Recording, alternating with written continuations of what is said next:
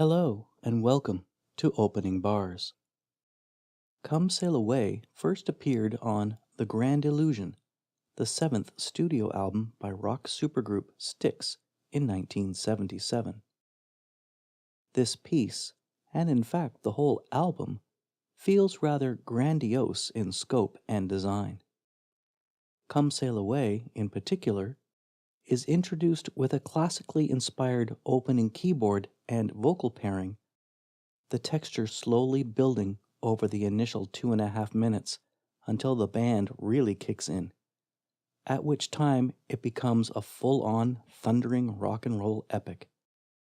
This song remains one of the biggest hits of their career. At a live concert at Winterland, San Francisco in 1978, Dennis DeYoung said this song was all about feeling good about yourself.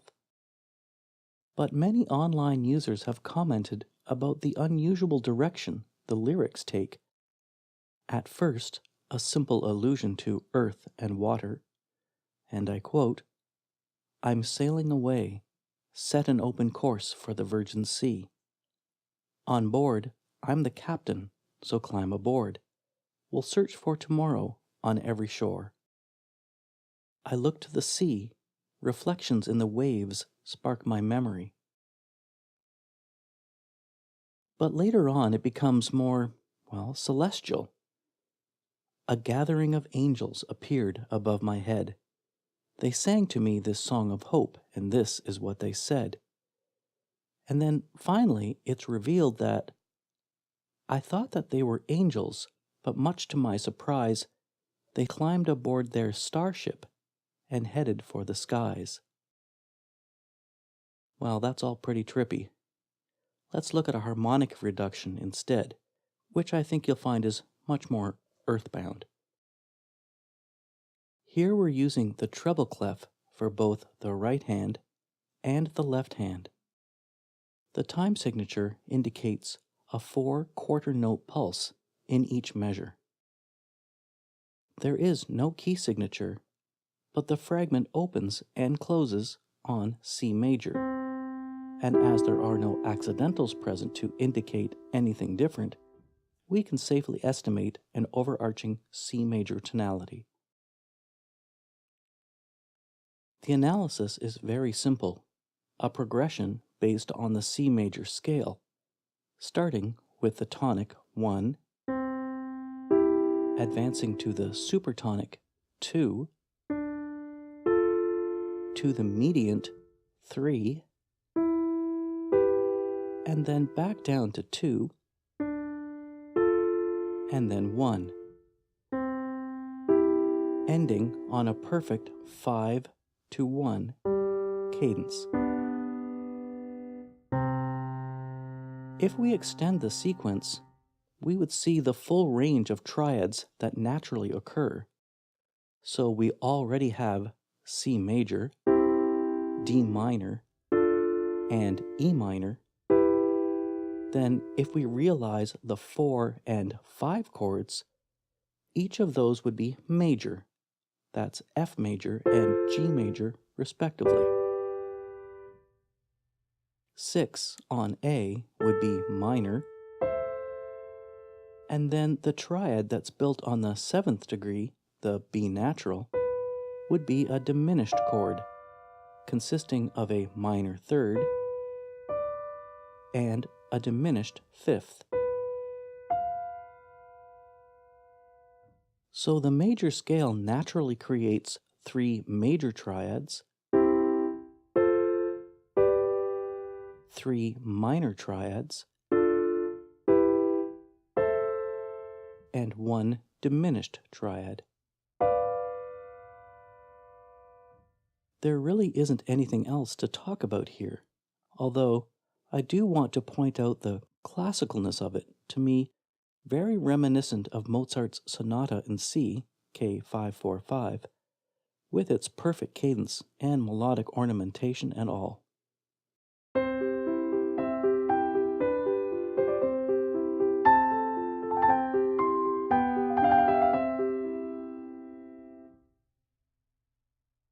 So here is the whole transcription of these opening bars.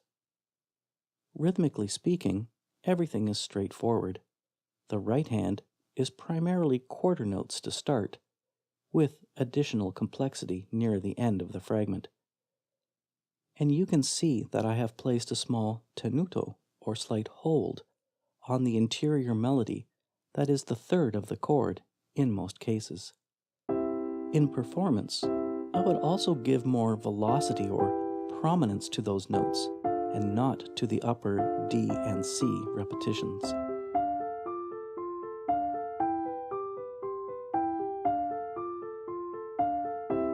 There is also the lovely little turn at measure 4. That's a kind of precursor, you might say, or preparation for the fuller trill that follows shortly thereafter. We'll talk about the trill more in a few moments. If you listened carefully to the Mozart example I played earlier, the pattern is as notated on the top staff here. But the pattern used in this Styx song is on the staff right below it. This clever adaptation of the pattern helps support the right hand interior melodic movement. A good practice idea is to play each pattern all the way up and down the scale. Let's do that now. The Mozart pattern first.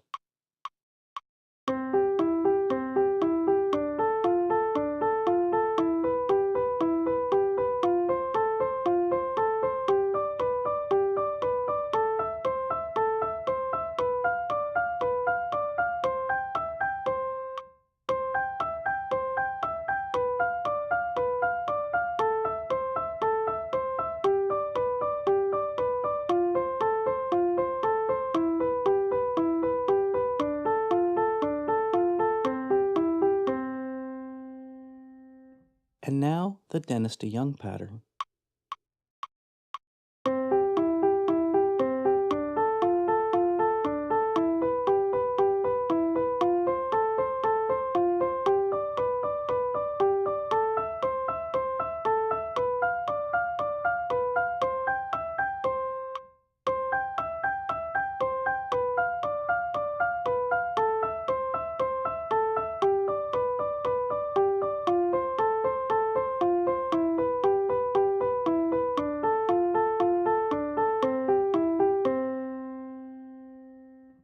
Just for fun, try playing both patterns, one in each hand, at the same time. You'll really need to concentrate for this one.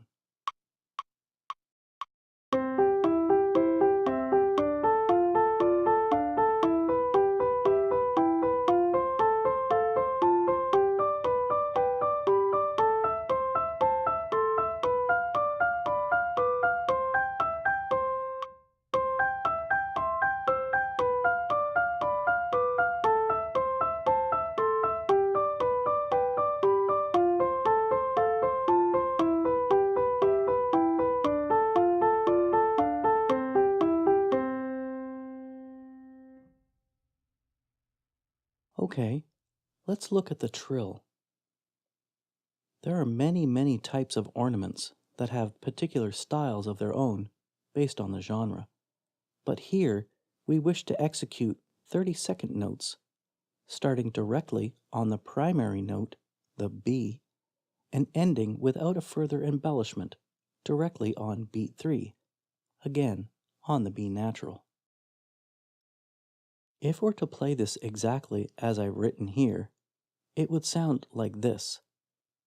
And I'm going to have to let the computer play this one.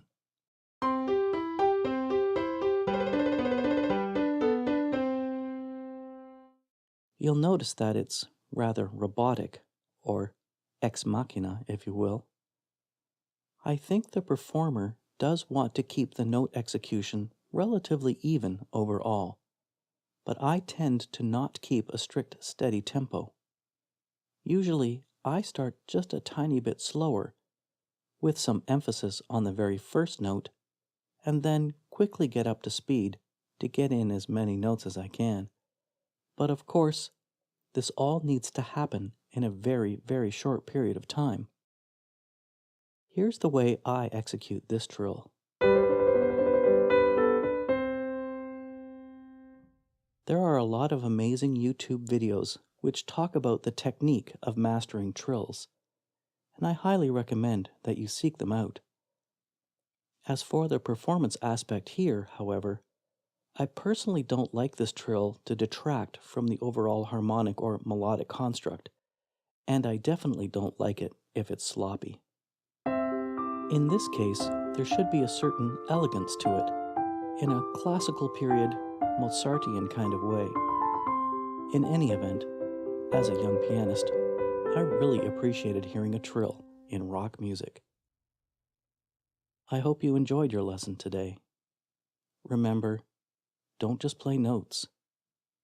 Make music. Until next time, thanks for listening.